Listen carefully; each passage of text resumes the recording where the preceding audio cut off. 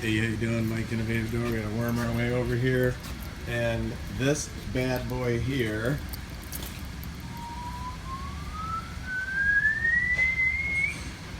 is going in there. Okay, seen her from our Facebook post that we cut the spring about 6 inches off, replugged it, wound her back up, oiled the living daylights out of this thing, and adjusted it, replaced the wheel, and now for the first time in 20 something years, this door is going to actually A, work right by hand, and B, work electrically.